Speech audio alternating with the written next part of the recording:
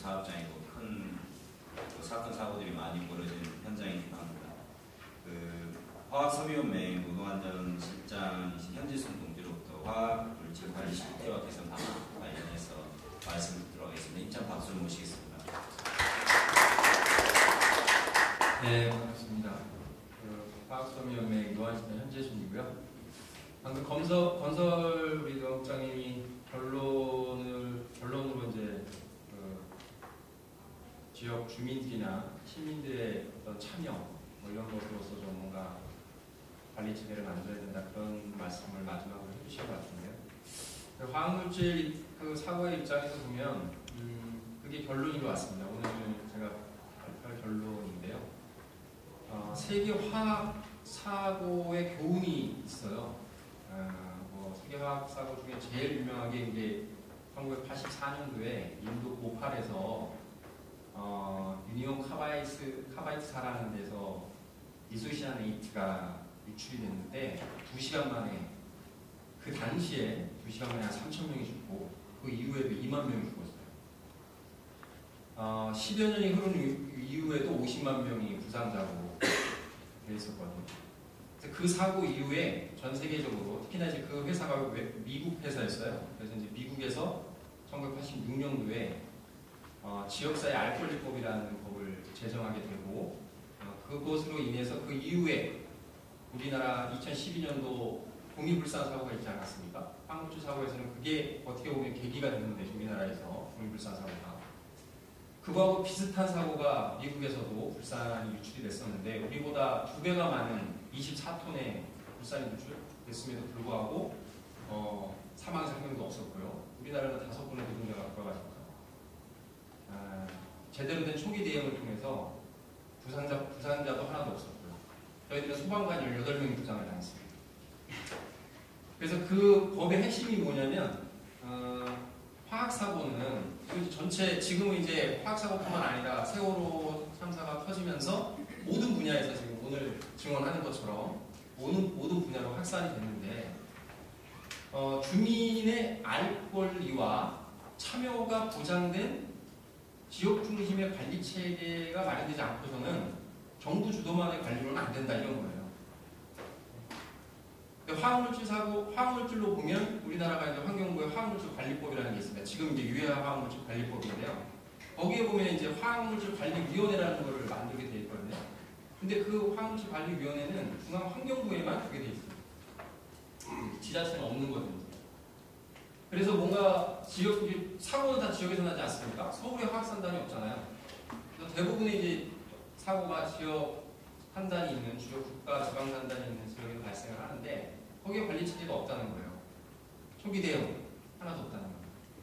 이게 세월호 참사 때문에 하는 거니까 제가 이제 세월호 참사 터지고 화학물질 사고와 관련된 그 사업을 2012년도 국립불산 이후에 정부 통계로만 봐도 2013년도 작년에 87건이 발생을 해서 예년 평균의 7배 이상이 증가가 되는 상황이 돼서 화학물질 관리와 관련된 대응 체계를 민변 변호사님들이나 시민사회단체분들이랑 논의를 하면서 화학물질 감시 네트워크라는 거를 만들었어요.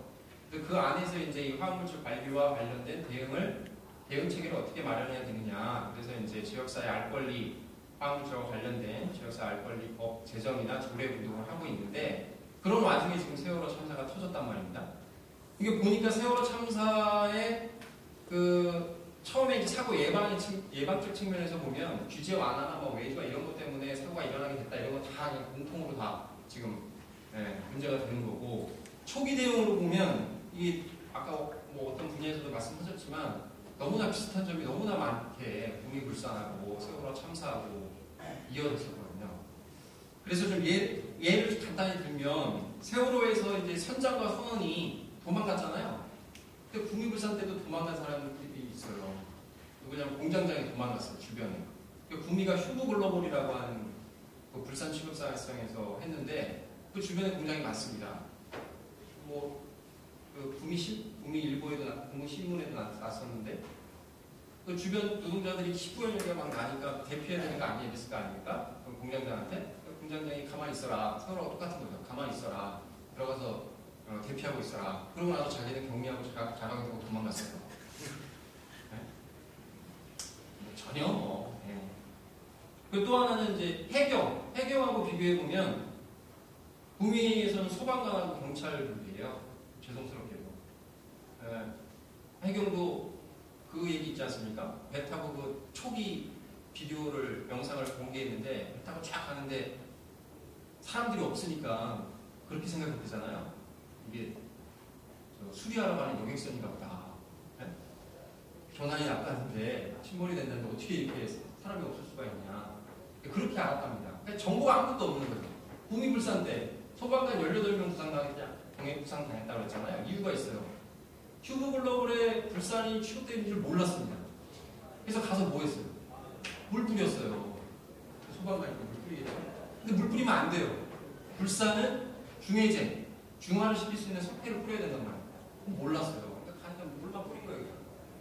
경찰관 몰랐습니다. 휴브글로벌 불산 취급하는지. 원래 다 알아야 돼요. 위해하관관리법에 의하면 다 고지돼야 됩니다. 알아야 됩니다. 몰랐어요. 그래서 가서 하는 일은 뭐 했게요? 경찰이니까 폴리스 라인 쳤어요. 대통령이 했습니다. 아 진짜요. 거짓말하는 게 아니라. 소방관들이 이게 누출이 8시간 동안 됐습니다. 근데 누출은 아시죠? 이게 볼밸브 쓰면 안 되는데 2중 체크 밸브라는 걸 써야 되는데 그런 땡크로리는 근데 그냥 볼밸브여서 그냥 건들면 탁 해서 노동자의 오른쪽 다리가 실수로 그 밸브를 건드는 바람에 유출된 거 아닙니까? 그럼 그걸 유출을 방지하기 위해서는 투입된 사람들이 뭐 하면 돼요? 가서 밸브만 잠그면 돼요. 근데 그 밸브 찾는데 8시간이 걸려. 왜? 몰라. 구조를 몰라요. 그렇게 하면서 돌아다니시면서 8시간 동안 찾으러 돌아다니는 소방관들이 한쪽에서 물 뿌리고 한쪽은 찾아라 다니고 그래서 18명이 부상을 당하죠.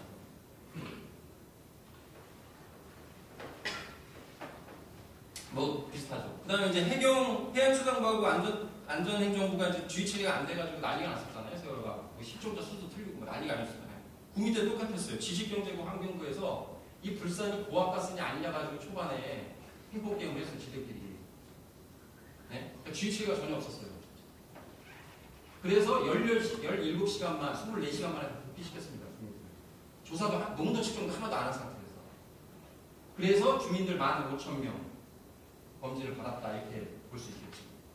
한간에 24시간 내에 복귀를 시켰는데 그때 24시간에 복귀하자마자 누가 방문했냐면 박근혜 대통령이 방문했어요. 아, 대통령이 아니죠. 그때는 후보.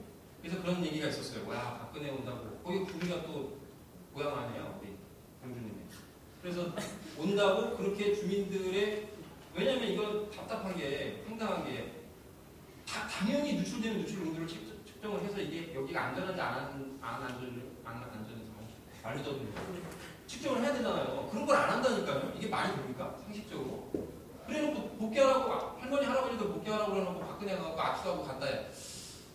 세월호도 똑같았죠. 어떤 장관 새끼가 잠깐 내려갔다고 하니까 3시간 동안 구조작업을 안 했대잖아요. 그죠? 박근혜 대통령 내려왔을 때도 네, 다 통제했다고 똑같습니다. 하지만 영웅은 있었어요. 구조 영웅들이 살신성이라시는 영웅을 구미불산 때도 있었습니다. 누굽니까? 이장님. 이장님이 27분 만에 방송하시고 트럭으로 할머니 할아버지들 보내셨어요. 네. 오래 뭐하고 딱 보니까 저게 불산인지 아셨겠어요? 이장님이 딱 보니까 아 이건 못했다. 바로 방송하시고 했다. 뭐 이런 거죠. 근본적인 문제 아까 건설 제약하고도 비슷한데요. 근본적인 문제는 이 세월호하고 구미에서도 나왔다고 봅니다. 뭐냐면 또 이 사고 침몰이나 이게 사고를 큰 이유가 선장이나 선원 이런 1등 항해사가 16번 채널 네? 전 세계 그 다음에 진도 관리센터 67번 채널을 쓰지 않았다고 그랬잖아요. 쓰지 않은 이유가 언론에 나왔잖아요. 그거 쓰면 우리가 생각할 때 그거 쓰면 다 하니까 구조가 빨리 될 거 아니야 이런데 그 사람들 생각은 그거 쓰면 많이 알려지기 때문에 귀찮아지는 거예요. 네? 그게 우리 산업 현장의 산재 은폐하고 똑같은 거죠. 왜 사업주가 산재를 드러내지 않느냐? 산업재 신고하면 누가 그러더라고요. 어제 토론회가 하나 있었는데 그거 그러더라고요. 산재 신고한 사업주한테 상을 줘야 된다. 네? 근데 우리나라는 산재 신고하면 페널티를 주는 거죠. 관리 감독을 하는 거죠. 귀찮게 하는 거죠. 그러니까 숨기는 거예요. 어떻게든 숨겨서 자체적으로 잘 처리해보려고 하는 거죠. 화학물질 사고 예를 들면 아까 87건이 대대적으로 급증했다고 했는데 이것과 관련돼서는 그 남양주시에 암모니아 유출이 됐었지 않습니까? 2시간 동안 유출이 됐는데 2시간 동안 숨겼어요. 그래서 자체적으로 해보려고 막 하다가 결국에 세상에 드러난 건 폭발. 2시간 동안 자체적으로 해보려다가 안 돼가지고 폭발이 일어난 거예요. 그래서 알려지게 됐거든요. 그러니까 이런 체계로는 이렇게 산재 은폐를 숨기게 하는 이런 드러내지 못하게 하는 이런 분위기로서는 안 된다. 아까 금방 우리 건설로 우리 의왕국장님이 시작은 이 산업재해를 줄이는 데서부터 시작해야 되는 게 근본 아니냐 이런 말씀에 의미를 하셨는데 저도 그렇게 봅니다. 그래서 이 사회적인 분위기, 알려야 되는 분위기, 아까 뭐 지하철도 마찬가지고 철도도 마찬가지고 다 마찬가지예요. 그런 분위기를 어떻게 바꿔내느냐 여기에서부터 사고 예방이 시작돼야 된다고 보고요. 그런 데 있어서 결론적으로 말씀을 처음에 드렸던 그렇게 하려면 어떻게 해야 되느냐 사업주나 정부가 자기들 생각대로 자기들 의지대로 할 수 없는 구조예요. 그러면 누가 그 역할을 해야 되느냐 주민들이 나서서 주민들의 감시자로서의 역할을 높여서 할 수밖에 없게 만드는 구조를 만들어야 된다. 뭐 이런 거고요. 그런 측면에서 이제 화학물질 사고는 아까 말씀드렸던 좀 진행이 되고 있어요. 지금. 그래서 지역사회 화학물질 관리 및 지역사회 알 권리법이 아까 오셨던 음수미 의원의 공동 발의를 통해서 53명의 공동 발의안이 구성이 돼서 발의가 된 상태입니다. 5월 15일 날. 그래서 그 구체적 그 내용이 바로 화학물질에 대한 정보를 최대한 공개하고 우리나라 화학물질 공개율이요. 전체 조사 대상 사업장 16,000개 사업장 중에 공개하지 않는 데가 14,000개 정도 돼요. 그러니까 전체적으로 보면 한 10% 정도만 자신들이 취급하는 화학물질을 공개하고 있습니다. 그 화학물질 정보를 제대로 알지 못하는데 어떻게 관리를 하겠어요? 이 자료는 뭐냐면요. 자료집에 있는 자료는 이런 상황인데도 불구하고 정부의 대책이라고 하는, 그 다음에 정부의 화학물질 관리 실태 조사를 하는 부분이 너무나 허술하고 엉터리라는 거예요. 이게 작년도에 화재 폭발 누출 사고와 관련된 실태 조사를 은수미 의원실과 심상정 의원실에서 요구를 해서 얻은 자료를 비교 통계를 낸 건데요. 한마디로 얘기하면 제대로 된 통계를 못 내고 있다는 거예요. 조사도 못 하고 있다는 거예요. 한 예로 울산에서 만약에 2010년도다 한 해 정부에서 파악하고 있는 중대산업사고는 화학물질 사고는 한 건이다. 그러면 울산 지자체에서 파악하고 있는 건 한 10건, 20건이 된다는 거예요. 이제 자료가 그런 자료거든요. 여수도 마찬가지. 한 4-5배 차이가 난다는 거예요. 그렇게 제대로 된 사고조사까지도 제대로 안 되고 있기 때문에 관리는 제대로 될 수 없다. 그건 전체 산업재 그 대책 내오는 것과 똑같죠. 산재 은폐 속에서 산재 통계가 제대로 안 잡히기 때문에 그 일을 하는 공무원들도 제대로 된 대책을 낼 수 없다라는 하소연을 할 정도다. 그 다음에 80페이지에 나와 있는 건 현장 조사를 통해서 현장에 계신 분들이 인터뷰를 한 내용인데요. 충격적인 내용들이 좀 있어요. 그래서 이거를 작년에 발표했었는데 작년에 발표했을 당시에 좀 찔리나 봐요. 여수 국가산단, 울산 국가산단에 계신 울산시, 여수시 관계자가 여수시나 울산시가 산단을 관리할 거 아닙니까? 공무원이 계실 거 아니에요? 연락 전화가 빗발치도 왔습니다. 사실이냐? 누구냐? 못 가르쳐주죠. 어떻게 가르쳐주죠? 근데 내용을 보면 과반이에요. 현장의 상태는 지금. 뻐특한 벨도 터지고요. 그래서 고무장갑으로 황산 맞고 있고요. 그렇게 맞고 있으면 나중에 공무과가 와서 고치고요. 그 다음에 안전관리팀이 야 다음에는 저기야 저벨 뭐야 조심해. 현장 사람들한테. 근데 그건 관리가 교체가 안 됩니다. 왜? 돈을 아끼려고. 교체 주기를 늘려요. 그 다음에 교체를 하더라도 옛날에 30만원짜리 썼으면 요번에 10만원짜리 씁니다. 그러면 30만원짜리보다 10만원짜리가 빨리 누구가 될 거 아니에요. 그럼 빨리 갈아줘야 되는데 그것도 늦게 갈아줘요. 뭐 이런 식의 화학물질을 많이 하고 있는 화학산단의 그 문제는 많이 있다라는 것이고요.